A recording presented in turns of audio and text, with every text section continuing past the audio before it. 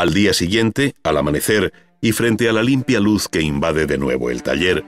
el pintor continúa su trabajo en medio del silencio y orden que éste exige. Primero extiende sobre la mesa una suerte de mapa mudo de la vidriera en el que están dibujadas sus piezas. Después, a contraluz,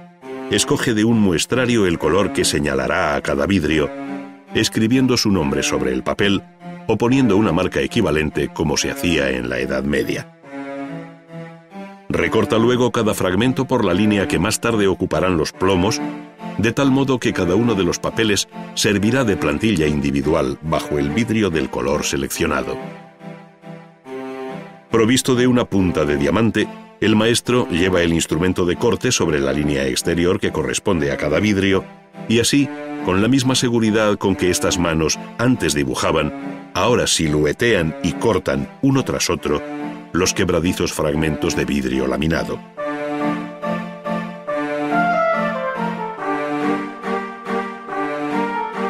Frente al carácter mecánico y artesanal del paso anterior, el pintor vidriero inicia ahora un proceso rigurosamente artístico, como es la fijación de la composición sobre el vidrio. Es, en definitiva, el comienzo de la pintura verdaderamente dicha sobre el soporte que le es propio, el vidrio, y por un método igualmente singular, esto es, por transparencia, dejando en positivo la base lineal del dibujo del cartón. Para ello, cada maestro utiliza su propia técnica con mucho de escondida receta,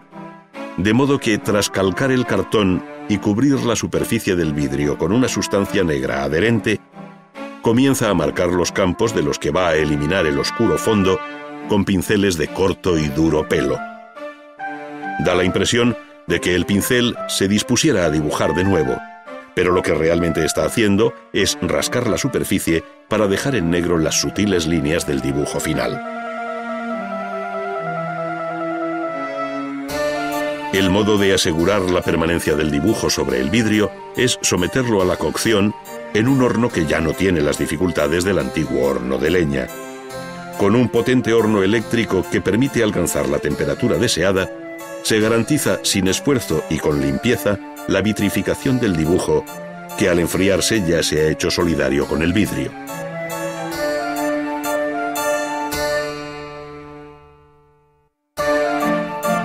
Sobre un gran cristal plano que actuará de bastidor, y dejando ver bajo sí la plantilla general con la distribución de los vidrios, se van colocando estos para proceder a un primer montaje.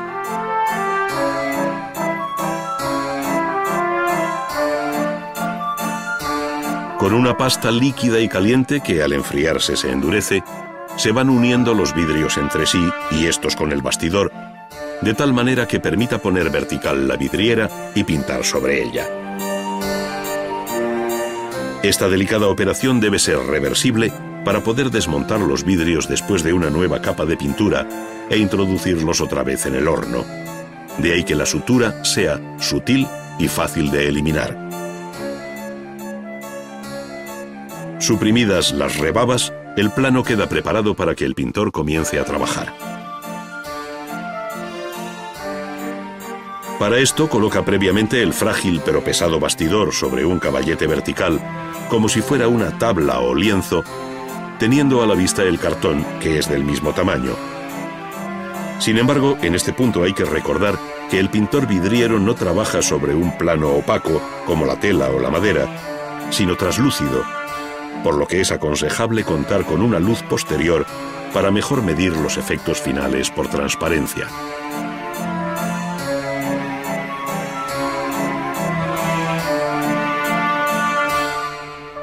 La preparación de la llamada grisalla,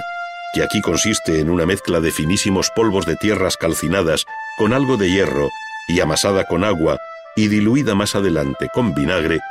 no difiere mucho de la receta dada en el siglo XII por el monje Teófilo, quien, en su tratado sobre diversas artes, recomendaba combinar polvo de cobre, partículas de vidrio y safir griego, todo bien molido, mezclado y finalmente diluido en vino u orín. El resultado es una especie de tinta negruzca, con la que se cubre toda la superficie de la vidriera, adhiriéndose a ella después de varias manos.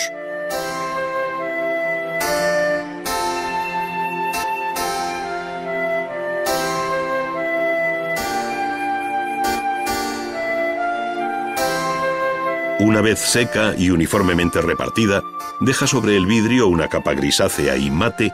que permite trabajar con los pinceles siguiendo un procedimiento semejante al visto anteriormente, es decir, robando luz al fondo sin añadir pintura. Así, paradójicamente, con la grisalla puede decirse que el pintor pinta sin paleta, al tiempo que utiliza una amplia serie de pinceles con los que perfila, modela las formas y matiza el color, pero a base siempre de rebajar los fondos o de mantener la grisalla.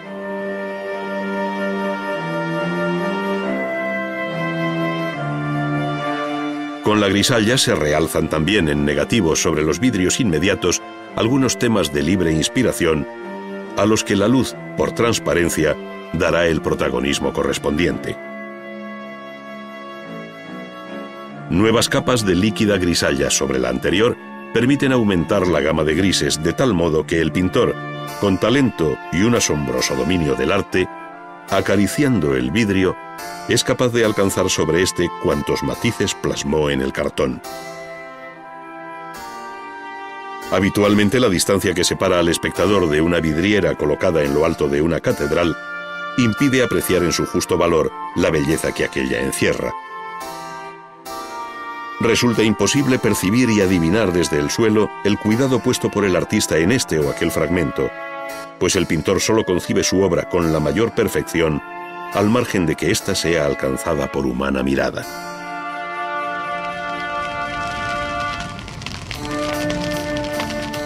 Las operaciones vistas hasta ahora se han hecho por una cara del vidrio, esto es, por la que mira hacia el interior del edificio donde la vidriera estará siempre más protegida. Pero lo normal es que también se hagan retoques por la cara exterior, añadiendo así nuevos matices. Para ello se invierten los vidrios y se trabaja sobre la segunda cara, observando la aplicación del amarillo de plata, una mezcla de ocre amarillo y sulfuro de plata que revolucionó el arte del color en la vidriera a partir del siglo XIV. Con este paso, la composición cromática se hizo independiente del color que el vidrio lleva en su masa, al tiempo que el maestro vidriero se afirmaba definitivamente como pintor. El horno fijará de nuevo los colores y el pintor vidriero finalmente colocará en su posición correcta las piezas de vidrio.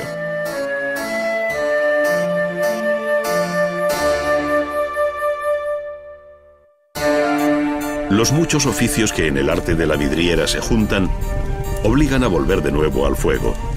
esta vez para fundir el plomo que se requiere como elemento de unión de lo que hasta ahora no es sino una serie invertebrada de vidrios sueltos. En unos recipientes apropiados y después de un proceso en el que se han ido separando las impurezas que le restan maleabilidad, el plomo se mantiene en estado líquido. Con unos cazos, los ayudantes del taller vierten el plomo en ingeniosos moldes ideados expresamente para este fin, de modo que al enfriarse y desmoldar queden unos lingotes que luego conocerán un proceso de sucesivo refinamiento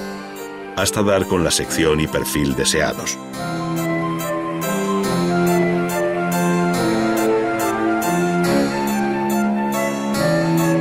Esta última fase de laminado se hace ya en frío. De ahí la importancia de la calidad del plomo para que conserve su ductilidad sin perder firmeza, pues de ello dependerá en buena medida el ajuste final de los vidrios. Los finos lingotes, debidamente lubricados con aceite, van pasando uno a uno por el torno en el que unos calibres determinan la sección elegida para los plomos, siendo característico el perfil en H como resultado de las dos acanaladuras que se necesitan para montar sucesivamente las piezas inmediatas de la vidriera.